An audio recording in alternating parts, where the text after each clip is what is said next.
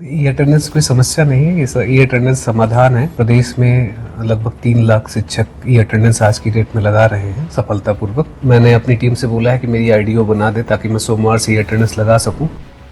मध्य प्रदेश के सरकारी स्कूलों में लंबे समय से चल रहे ई अटेंडेंस विवाद के बीच लोक शिक्षण संचालनालय यानी डीपीआई कमिश्नर अभिषेक सिंह का बड़ा बयान सामने आया है। शिक्षकों के तमाम तर्कों और दलीलों को खारिज कर कमिश्नर ने कहा कि स्कूल शिक्षा विभाग से जुड़े 3 लाख से ज्यादा शिक्षक ई अटेंडेंस लगा रहे हैं और अब वो खुद भी रोजाना ई अटेंडेंस के जरिए ही अपनी हाजिरी दर्ज कराएंगे। कमिश्नर के मुताबिक खास बात ये होगी कि उनकी हाजिरी कोई भी शिक्षक हमारे शिक्षक ऐप पर ऑनलाइन देख सकेगा। कमिश्नर ने साफ किया कि ई अटेंडेंस सिस्टम शिक्षकों को परेशान या प्रताड़ित करने के लिए नहीं है, बल्कि स्कूलों में अनुशासन और नियमित मौजूदगी तय करने के लिए लागू की गई है। किसी शिक्षक को सिस्टम में परेशानी आ रही है तो वो सीधे संवाद के जरिए अपनी समस्या बताएं, विभाग जरूर समाधान निकालेगा। इसके अलावा कम ई अटेंडेंस के कारण जिन शिक्षकों की सैलरी कटी है, कमिश्नर ने उनकी सैलरी भुगतान कराने के निर्देश भी दिए हैं। ई अटेंडेंस को लेकर शिक्षकों के विरोध पर कमिश्नर ने कहा कि प्रदेश के ज्यादातर स्कूलों में ई अटेंडेंस की कोई समस्या नहीं है। हाँ, बीच बीच में कुछ तकनीकी समस्याएं जरूर आती हैं जिनका तुरंत हल निकालने की कोशिश की जाती है।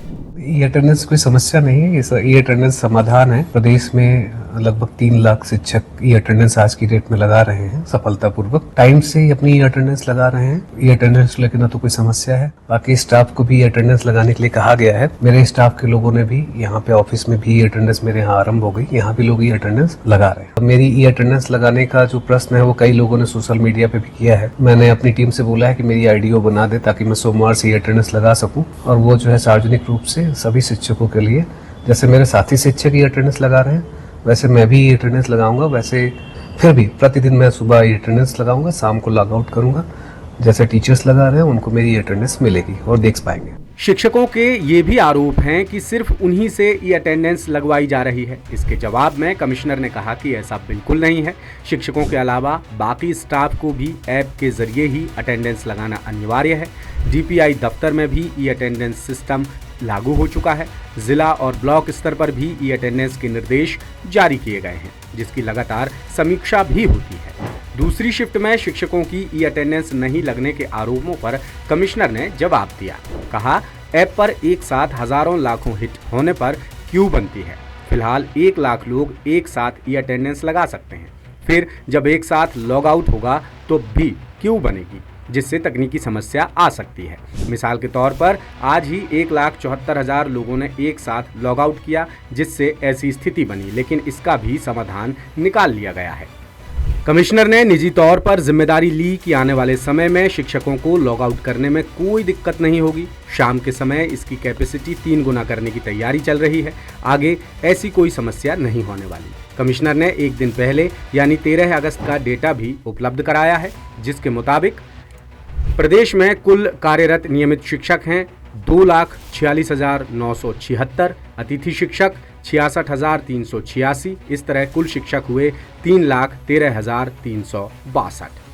लॉग इन ई अटेंडेंस कार्यरत शिक्षकों की संख्या है 2,19,840।